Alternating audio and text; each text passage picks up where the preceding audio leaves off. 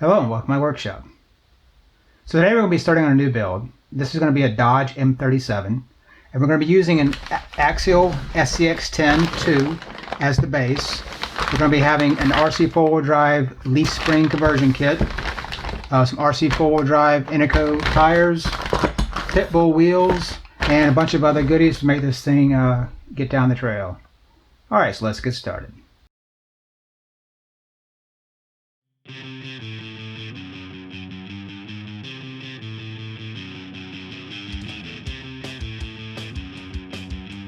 So starting this build off with the pretty cool wheels and tires here.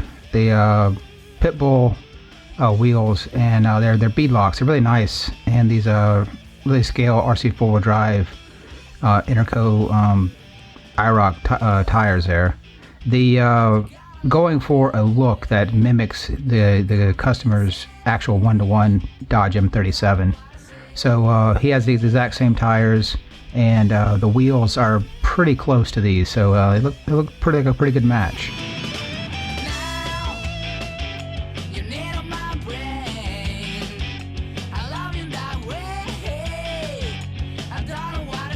These wheels weren't too hard to get together, a little bit challenging, to get the beads in there, but once you got it in there, everything seemed to go really easily.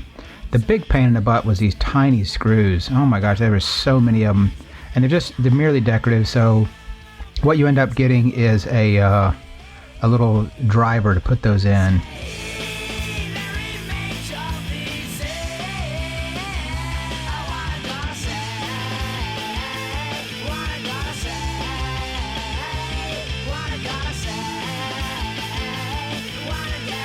So starting off with an axial SCX10 builder's kit, SCX10-2 builder's kit, and I'm trying to work my way through getting what parts I need and what parts I won't need to do the conversion over to leaf springs.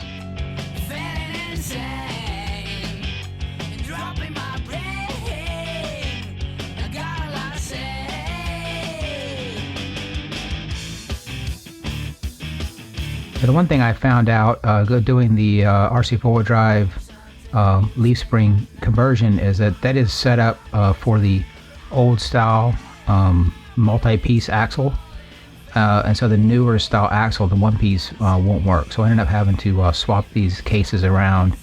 Just used the new internals with some cases I had, but that worked out fine. So it's something you might want to think about if you want to do this.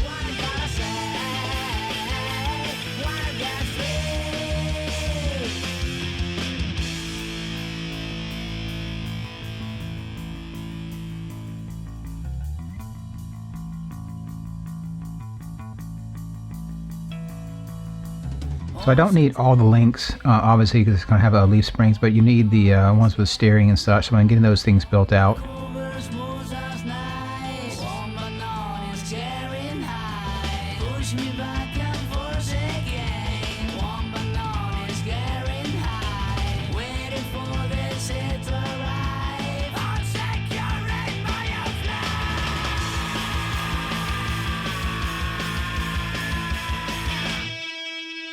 RC four-wheel drive chassis has these new rails, and they have these little blocks that go to hold the leaf springs, and the directions are pretty decent. They're not the best, but if you just kind of take your time and look at the picture and kind of line up, the biggest thing is getting the you can index the leaf spring hangers forwards and backwards, or turn it around.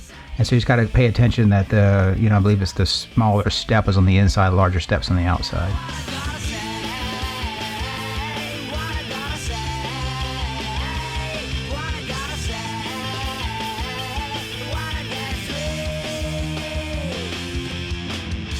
But it does have a really nice shim that holds that leaf spring down. It's actually tapered on one side and flat on the other, so you get really good screw engagement when you're putting the screw in.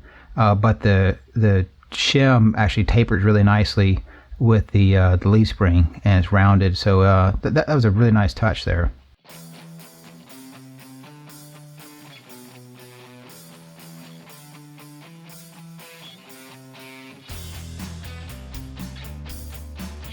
So I'll probably have to go back and forth with different amounts of leaves in here.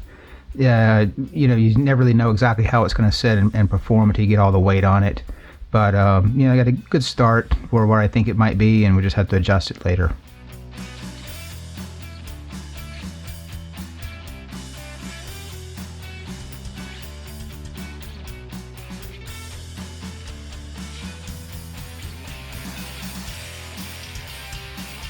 So this kit does come with the newer style transmission. Yes, it's the 3-gear transmission, but it's the gray one that has the big, just bulky, a lot of stuff going on, a little bit different setup. So what I'm doing here is building an older style transmission case that I had with the new internals, and I'm going to be able to use that to forward mount it later on to get that motor and transmission up front with a transfer case in the middle.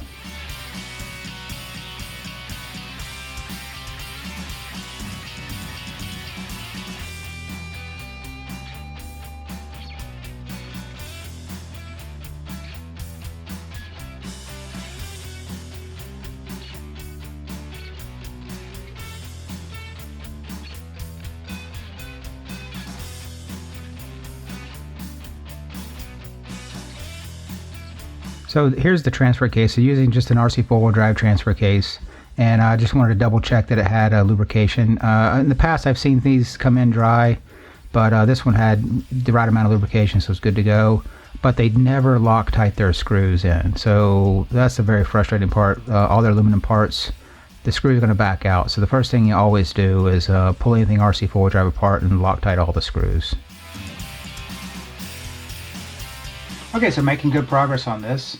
As a reminder, I have an axial SCX10 kit, an RC 4-wheel drive leaf spring conversion kit, and I'm also doing some modifications here to make this thing a little bit unique and work well with a nice custom body. So I think so far everything's gone well, but I'm having to kind of go back and forth between the two kit instructions and then trying to think of what I want to do to modify it. So it's getting a little bit, you know, a little bit difficult trying to keep track of everything and making sure I'm not getting too far ahead on one thing to have to go back. But so far, so good.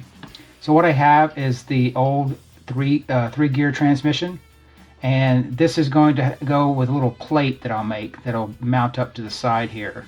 And so it'll be right in this rough general spot that the transmission will be mounted, with the motor hanging forward. That'll have a drive shaft that will go down to this RC 4-wheel drive transfer case, and then that'll obviously go back to the front and the rear. And I still have to come up with some shocks for the rear because I want a lower bed, and I'll probably just use the shocks that come with it for the front. But making really good progress on this. You know, the got the tires and wheels on, and they just look amazing. The Super Swampers and the Pitbull Raceline, I think these are combat wheels. So trying to get this thing to look pretty close to what the customer's M37 really is, and I think so far we're doing a good job. All right, let's get back to it. So here I'm building out some shocks that I'm going to use for the front. I end up swapping these out later, but I wanted to get these on there to get started. The rear, it's going to have to take a much shorter shock, and so I'm going to have to get that on order, and that'll come in later. And, you know, leaf springs will hold it up for the time being.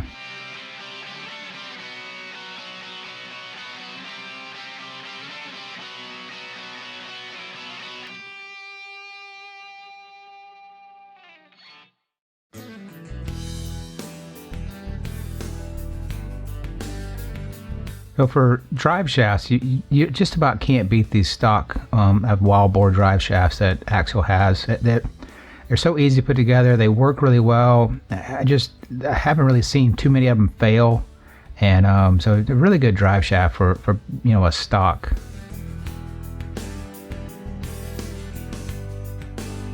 So with the transmission and things kind of in different spots, I'm having to kind of shift around from what the stock and standard dimensions were, but you know, so just change out some of these ends. And the other nice thing about the wall bore, you got the adjustability and get the dimensions right.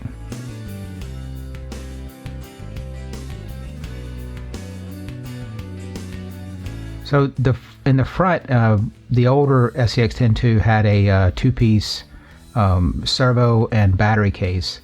So the newer one has one piece, and actually it's a little bit stronger, works better. And so I'm just cutting that down to enable to get the motor to slip right down the side where the battery would have gone before. And I'll end up putting the battery in the back.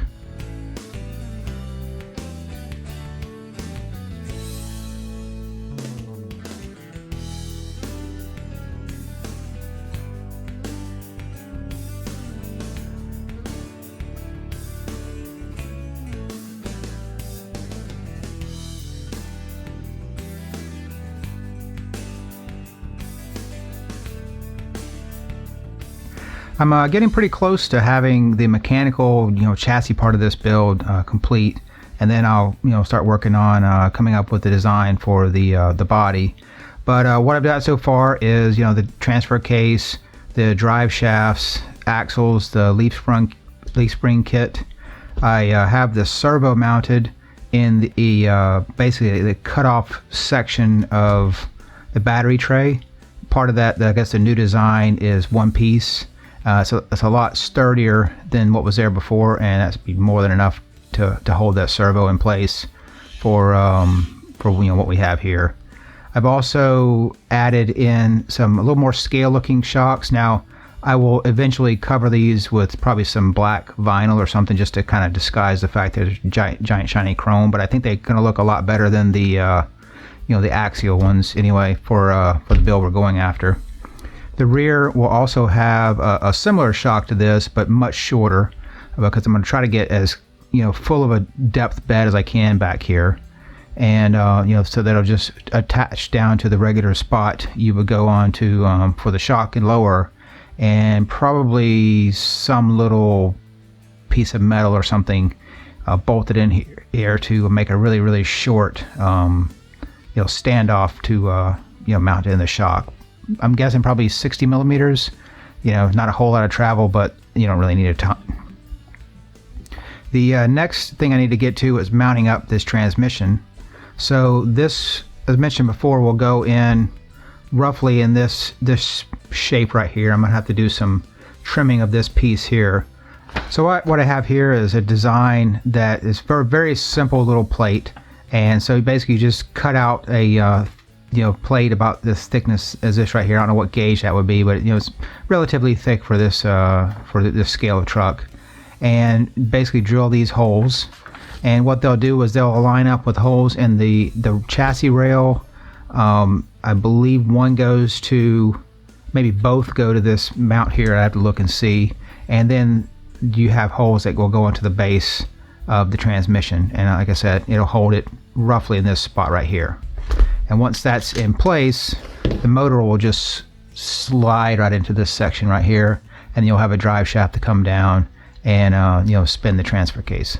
Pretty simple design, but it gets the motor way forward. It gives you a lot more room to put a full interior in, and I think it works really well. All right, let's see if we can get that done.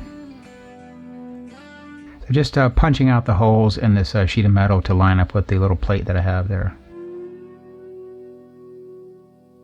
As you can see, the screws go right into the bottom of the transmission, hold that in nice and firm, and then the plate will bolt up along the chassis.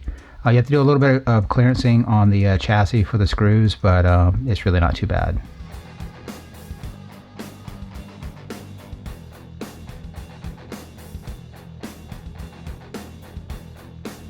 It's like every custom build, you always have to go to your bin of screws and hunt around for the right ones. You're doing something that's not per directions. You end up having to have a lot of different parts to make that happen.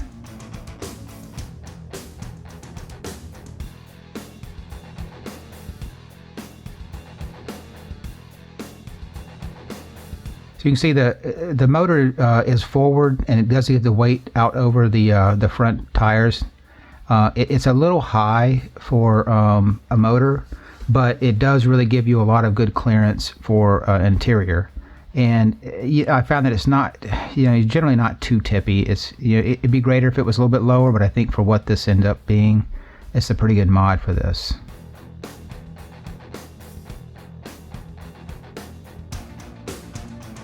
So the electronics are just some kind of stock electronics I had.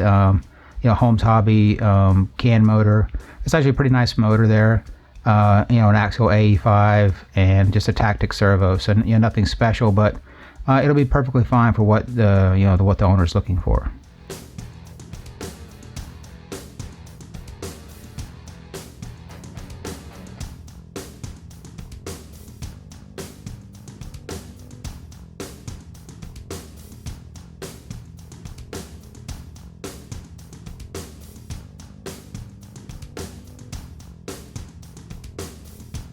So one of the things I like to do is to shorten up these servo wires to just to the length you need. So get all the electronics placed, figure out where everything's going to be, and then just cut the wires. And I have a crimp tool to basically just crimp on new ends, and it really makes it nice and clean. You don't have this big bulk of wire.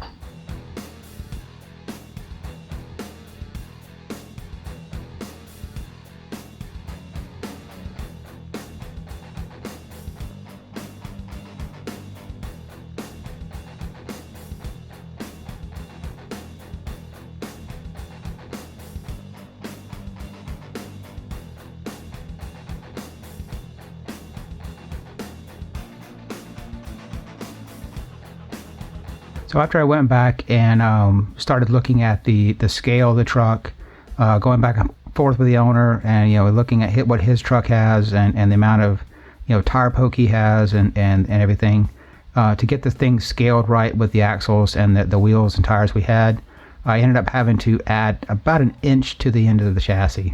So what I ended up doing was just taking a piece of chassis and sectioning it in the middle. That way the ends would stay nice and consistent.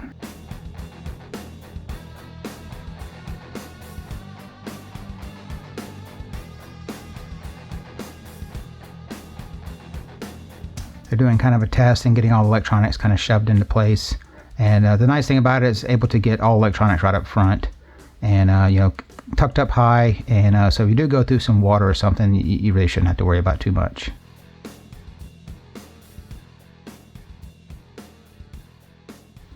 The chassis and drivetrain is pretty close. There's still a lot of little things here and there, but I think the majority of everything is there and working. What I ended up doing is making a little motor plate, and what that does is it moves the old style 3-gear SCX10 transmission up front. You see it get the motor forward like this. To do that, you have to do some modifications to this servo tray. The new style, where it's one piece, not two, allows you to use some of that tray to mount in the receiver, which is sitting right underneath the motor here, the speed controller, and a little piece of Velcro to hold the winch controller up on here on top. So eventually the winch and everything will be hooked up there.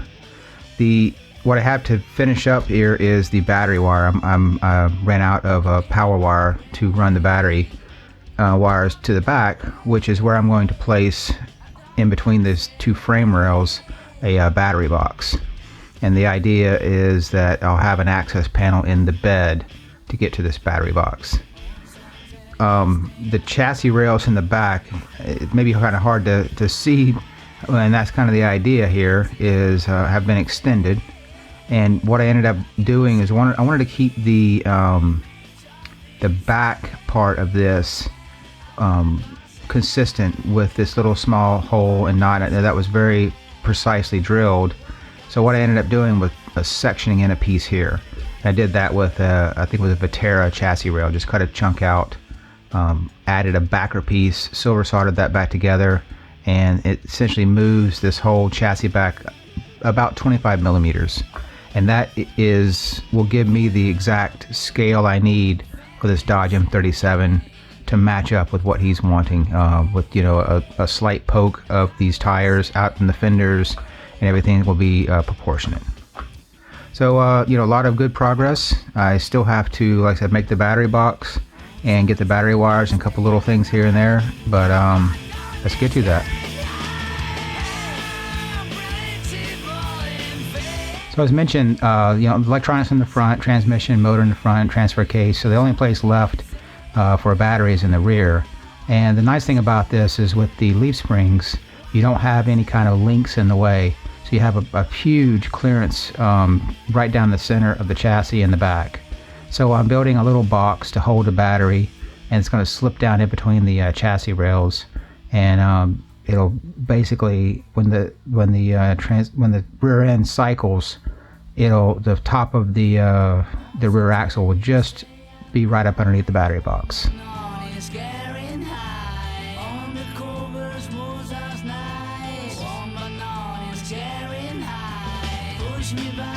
It doesn't end up being a huge battery box, but when you have a full-scale truck and you have a full interior, you really just don't have a whole lot of room left. So I think this is probably a good compromise to get him a decent battery. For what he's wanting to do, I think this should be plenty enough.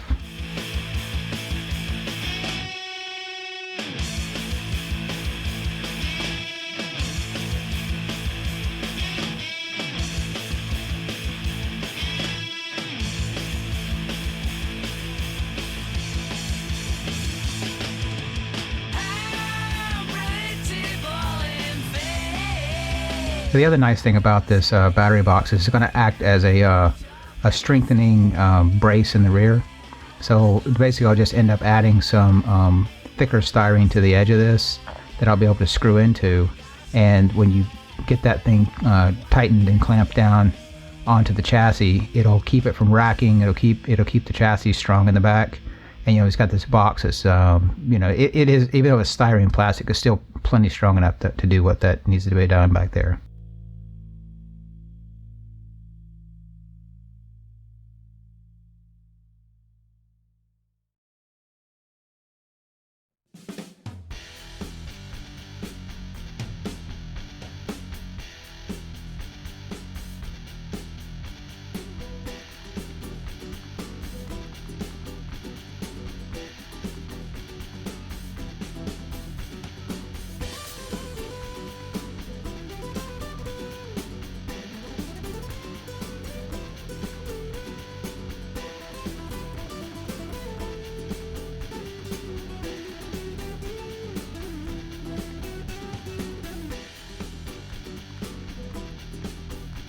So you can see, you just kind of separate the chassis a little bit, drop it down into place, and then you put the screws in the side, and everything's held in place really well.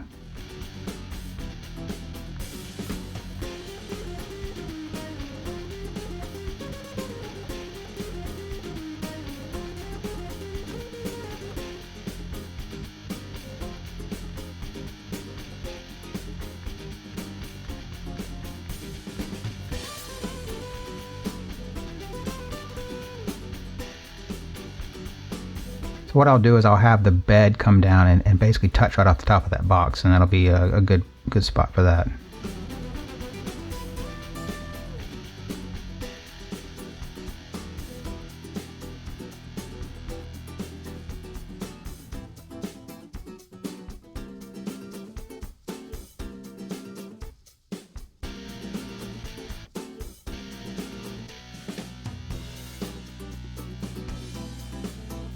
The only thing in the front, he does want a winch, so I'm just tapping in a little JST plug there to the power, and then I could have that plugged into the winch controller.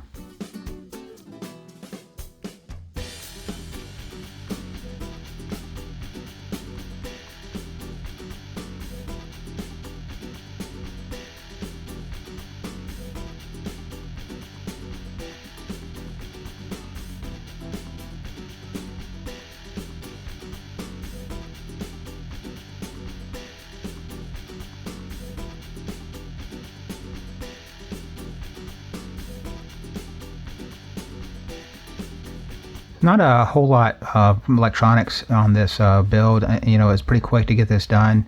The only thing I'm going to come back in later is put some lights in, but that's still not that hard a thing to do. I've already made some provisions to get the power off of the BEC from the speed controller and just use some LEDs. So not a whole lot to this.